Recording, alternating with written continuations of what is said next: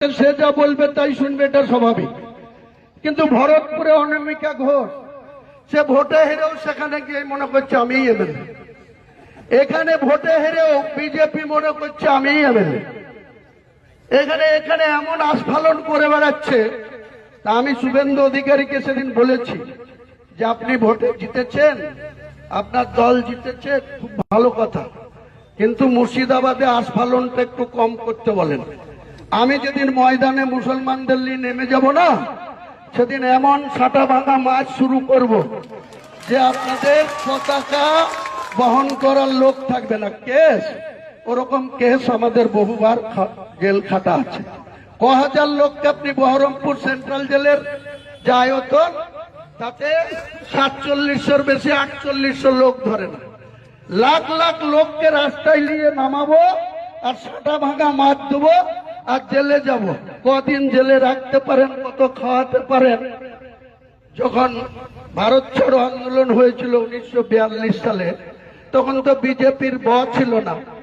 বিজেপির জন্ম তো 1980 সালের 6 এপ্রিল, কংগ্রেসটার জন্ম 1885 সালের 28 ডিসেম্বর, তৃণমূলের জন্ম ছিল 1 জানুয়ারি 1998, আমার দলের জন্ম হয়েছে 31 ডিসেম্বর 2025। আমাদের হারানোর কিছু নাই। আমাদের সঙ্গে যদি বেশি বাঙালিতে যায়, ভোটে হেরেও লজ্জা নাই। এখানে বাবরি মসজিদের কাছে উল্টো দিকে মুসলমানদের কিছু ছেলেকে টাকা দিয়ে এখানে পায়ে পা দিয়ে ঝগড়া করতে আসছে। আমি বলেছি আমার লিমিট যেদিন ক্রস হয়ে যায় না, আর মাথা যেদিন টাওয়ার গরম হয়ে যায়, সেদিন আমি ও এসপিও বুঝবো না, ও চিফ মিনিস্টারও বুঝবো না, আর কে কোথায় থাকলো আর কে কোথায় থাকলো না সব কিছু বুঝবো না। আমি নিজেই নেতৃত্ব দিয়ে নামাবো। 2024 সালেও তা দেখেছিলাম। মমতা ব্যানার্জি মুখ্যমন্ত্রী, তার পুলিশের এসপি, ডিআইজি, দুনিয়ার থানার লোক ওই আমার কাছে যে এসে হাঁটু গাড়তে হয়েছিল 17 এপ্রিল 2024 শক্তিপুরে। এমন হুক শুরু করেছিলাম, লাস্টে পুলিশের গাড়িও ওখানে আমাদের শেল্টার দিতে হয়েছিল। আমরা চাই না রাজশক্তির সঙ্গে কোন রকম ঝামেলা করতে, রাজশক্তিকে সম্মান দিতে, চেয়ারকে সম্মান দিতে, কিন্তু তারা এখানে ভোট পেয়েছে কত? আমি বিজেপিকে হারিয়েছি 59,000 ভোটে, তৃণমূলকে হারিয়েছি 81,000 ভোটে। তারা স্বপ্ন দেখছে অর্জুন সিং এমএলএ মন্ত্রী, তার ছেলে এমএলএ, বাপ বেটায়।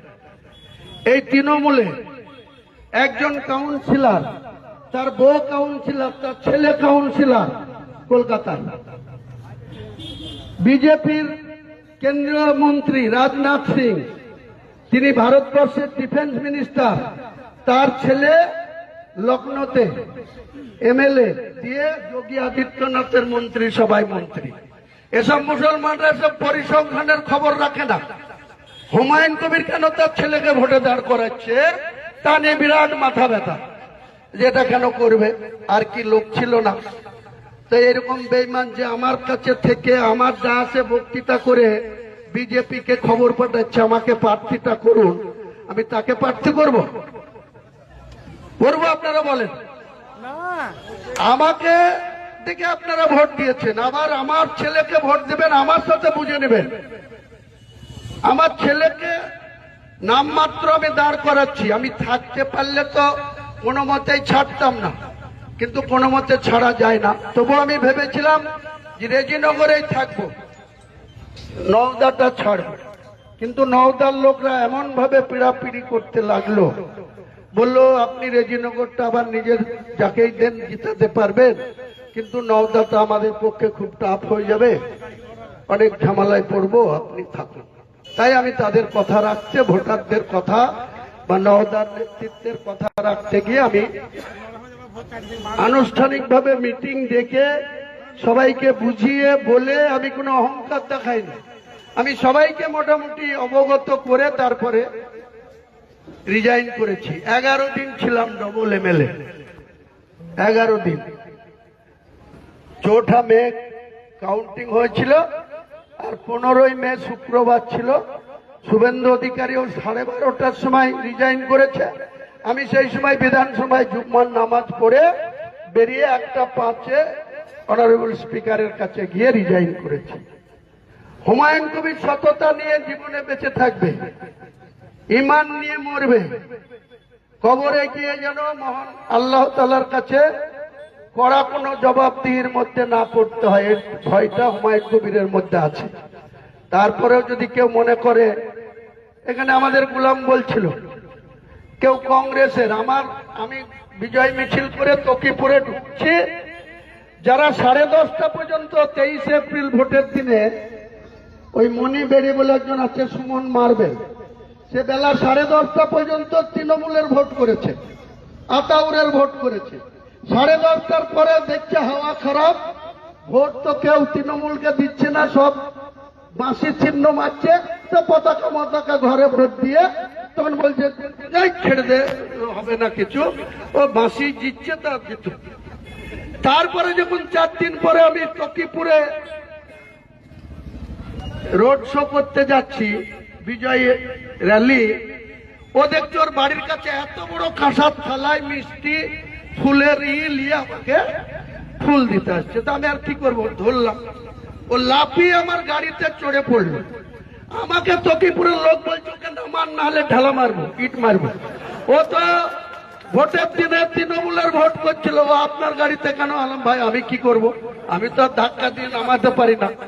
সে আবার ইয়াসিন বেড়িকে নিয়ে অধীর চৌধুরীর কাছে গেছে, যে নিজেই বলল নিজের দমে জিতবো, দুম তো ফুস, আবার তার কাছে গিয়েছে রেজিনগরে ভোটে দাঁড়াবে। আর ইয়াসিন বেড়ে সে আবার তাকে লিগিছে, পরিচয় করাচ্ছে যে বিরাট বড় ব্যবসাদার। আরে ব্যবসাদার তুমি যত বড়ই হও আর যতই কোটিপতি হও, টাকা দিয়ে যদি ভোট কিনা যেত তাহলে বিজেপি অনেক আগেই হাজার হাজার কোটি টাকা খরচ করে গভর্নমেন্টে চলে আসতো। কিন্তু তা দিয়ে হয় না, মানুষের মনের মধ্যে ঢুকতে হয়, মানুষের মনের কি চাহিদা, মানুষ কি চায়, সেটাকে মিনিমাম সম্মান করতে হয়, তবে তাকে ভোট দেয় মানুষ নিজের মন থেকে। আমাকে আজকে একজন মেটিয়া বুরুজের একজন মুসলিম, সে নাকি 100 কোটি টাকার মালিক, আমাকে বলছে আপনার ওই রেজিনগর সিটটা আমাকে দেবেন। কিরকম? তাহলে আপনি যদি আমাকে দেন তাহলে আপনাকে আমি আমার পার্টিকে আপনার 2 কোটি টাকা ডোনেট করব আর 3 কোটি টাকা খরচ করব, দিয়ে আর তারপরে আপনি রেজিনগরে আমার হয়ে প্রচার করে আমাকে জিতাবেন। আলাম আপনার কত টাকা আছে? তো যে আপনার তা দেখার দরকার নাই, আমি 2 কোটি টাকা ক্যাশ দেবো আপনার পার্টিকে আর 3 কোটি টাকা খরচ করব। আমি বললাম আমি রাজনীতিটা টাকা দিয়ে মাপকাঠি করে কেনা বেচা করে করি না, তা যদি করতাম তাহলে কোনোদিন তৃণমূলের বিরুদ্ধে মুখ খুলতে পারতাম না, অন্যায়ের বিরুদ্ধে মুখ খুলতে পারতাম না। টাকা নিয়ে যদি বসে থাকতাম আর পুলিশের কাছে যদি ঘুষ দিয়ে নেতা সাজতাম তাহলে কিন্তু আমার পরিণতি অনেক আগেই মানুষের কাছে আমার গ্রহণযোগ্যতা শেষ হয়ে যেত। আমাকে টাকা দেখাবেন না, আমাকে এসব কথা থেকে বলছেন। আমার শখ বিধানসভায় যাওয়ার, তো আমি 5 কোটি টাকা পর্যন্ত খরচ করতে রাজি আছি।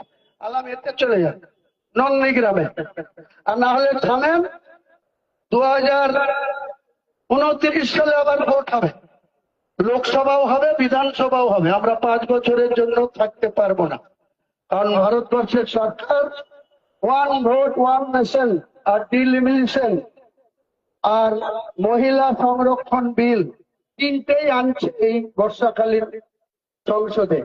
এবং দেখবেন 29 তারিখ আমি বললাম মুর্শিদাবাদে 22-এর জায়গায় 33 হবে, 11টা বাড়বে এমএলএ সিট, 3টে এমপির জায়গায় 5টা এমপি হবে, 2টো বাড়বে, 42টার জায়গায় 64টা এমপি হবে, আর 294 জায়গায় 412টা এমএলএ হবে। আলাম ওই টাইমে সুযোগ নেবেন, চলে আসবেন মুর্শিদাবাদে, আপনাকে টিকিট দিয়ে জিতিয়ে দেবেন। এটা বলে ছেড়ে দিয়েছি, নামাজের টাইম আসছে। আমি তাই কাশীপুরের মানুষকে বলবো, যে কারো প্ররোচনায় পা দেবেন না, কারোর সঙ্গে কোনো ঝামেলায় জড়াবেন না। আমরা চাই শান্তিপূর্ণভাবে এখানে বসবাস করতে।